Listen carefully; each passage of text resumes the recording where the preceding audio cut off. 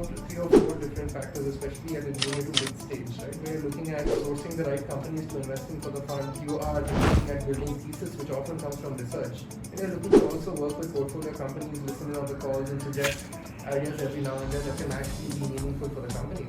So, you can also signal to fund by actually putting out thesis documents. There is plenty of data available publicly.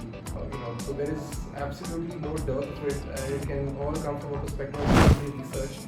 And if you can perhaps perform some primary research by speaking with founders and early stage operators, even better.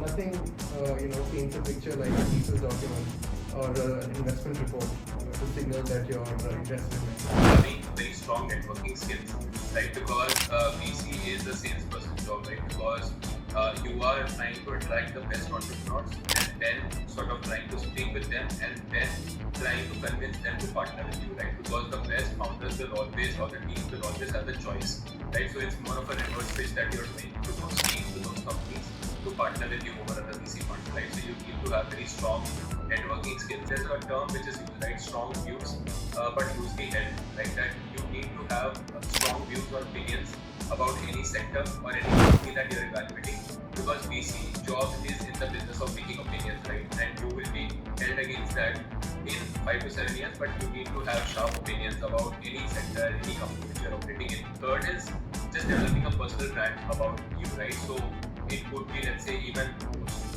becoming a podcast host or writing about anything, having a own blog, right? Doing multiple things just to create a personal brand, because the competition in the space is so intense that you need to differentiate yourself versus others, right? I mean, getting a VC job is harder than getting admission into a Harvard or Stanford, right? I think there's a lot of hustle and ownership that you need to have. Like, Akhilesh mentioned that you're doing deal flow, you're doing portfolio management, you're doing thesis. There's just so many things you're doing. You're operating as a mini operator within your fund, right?